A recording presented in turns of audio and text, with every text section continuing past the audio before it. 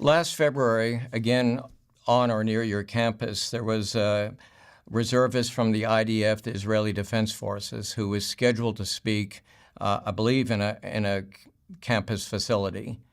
And there was a lot of demonstrations that made that impossible, and they had to bring in additional security.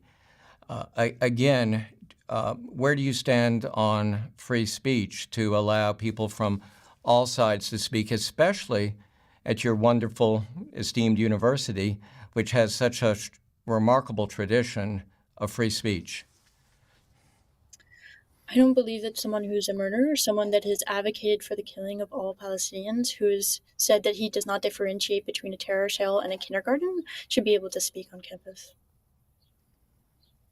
Zachary, what is it like at Yale now about this?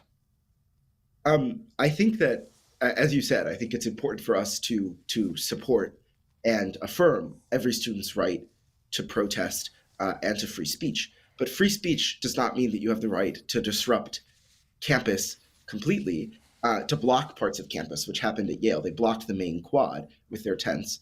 And when it does not mean that one has a right to limit others' free speech. So the second encampment at Yale, which blocked cross campus, which is the sort of main quad and thoroughfare on Yale's campus, they were asking people who wanted to cross through to the library or to the Jewish community center, to Hillel. They were asking them to agree to support Palestinian liberation, or they wouldn't be allowed through the encampment, or they would be escorted through the encampment.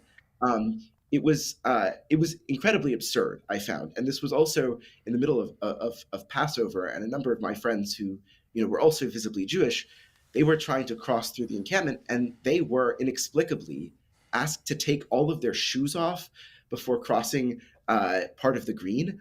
And to be clear, they were not grandstanding or anything. They were just trying to get through to our Jewish Life Center, and they were asked to take their shoes off.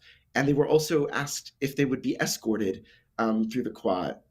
And from my perspective, this clearly crosses a line, and it's a violation of others' free speech to continue to disrupt our expression, but also to disrupt basic activities on campus until people sort of agree with your position.